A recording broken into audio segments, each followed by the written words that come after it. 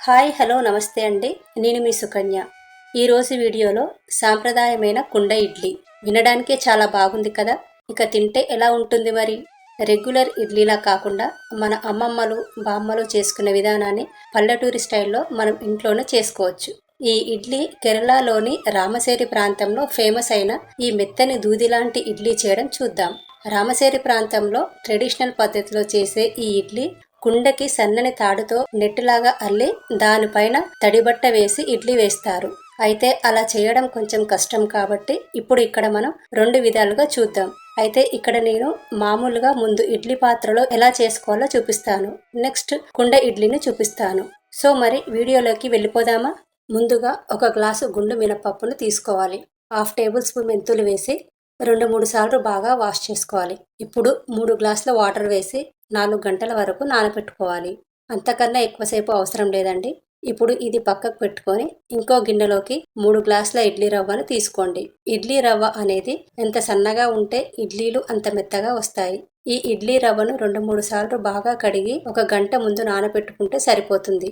ఇప్పుడు 4 గంటల తర్వాత ఇప్పుడు ఈ పప్పుని మిక్సీలో కానీ గ్రైండర్లో కానీ వేసి ఫైన్ పేస్ట్లా మెత్తగా రుబ్బుకోవాలి. చూడండి ఇలా సాఫ్ట్గా రావాలి. ఇప్పుడు రవ్వలోని వాటర్ అంతా వంపేసుకొని పిండిని యాడ్ చేసుకోవాలి. ఇలా పిండి మొత్తాన్ని వేసుకున్నాక ఇలా విస్కర్తో మొత్తం అంతా బాగా మిక్స్ చేసుకొని మూత పెట్టి 6 to 8 అవర్స్ అలా వదిలేయండి.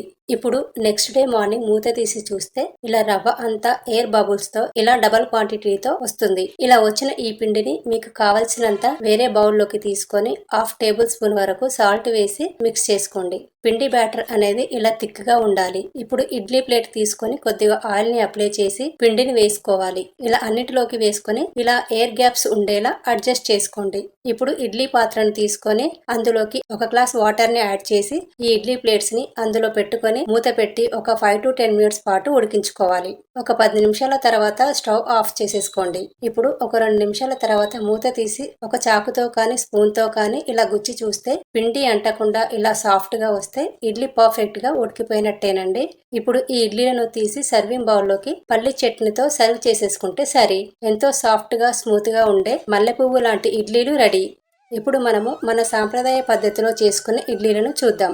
ఒక మట్టి కుండను తీసుకొని అందులోకి 1 లేదా 2 గ్లాసుల వాటర్ను పోసుకొని స్టవ్ మీద పెట్టి నీళ్లను కాస్త వేడి చేయాలి. ఇప్పుడు ఒకటి తెల్లటి కాటన్ క్లాత్ ని తీసుకొని ఈ క్లాత్ మొత్తాన్ని వాటర్ తో తడిపి గట్టిగా పిండుకొని ఈ కుండ పైన వేసుకోండి.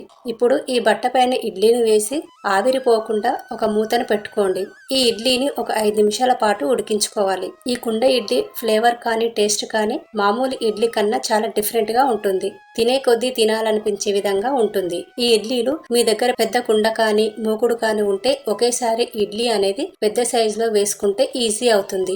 ఈ ఇడ్లీలో ఎండుమిర్చి వెల్లుల్లి కారం పొడి వేసుకొని తింటే ఆ రుచి మళ్ళీ రాదు అనేలా ఉంటుంది. ఈ ఇడ్లీ మీరు ఒకసారి ట్రై చేయండి. ఇప్పుడు 5 నిమిషాల తర్వాత చూస్తే ఇడ్లీ రెడీ అయిపోయింది. ఇప్పుడు ఒక ప్లేట్ లోకి తీసుకొని క్లాత్ ని ఇలా తీసేస్తే చాలా ఈజీగా వచ్చేస్తుంది.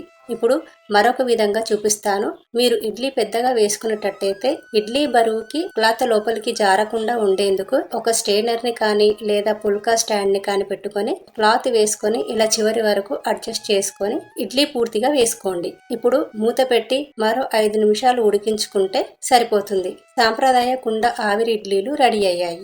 ఇలా చేసిన ట్రెడిషనల్ ఇడ్లీని ఎల్లిపాయ కారంని చట్నీని మిక్స్ చేసుకొని తినండి. మళ్ళీ మళ్ళీ కావాలంటారు. అంత బాగుంటాయి ఈ ఇడ్లీలు. ఈ ట్రెడిషనల్ ఇడ్లీలు మీకు నచ్చినట్టయితే లైక్, షేర్, సబ్స్క్రైబ్ చేయండి. Thank you for watching.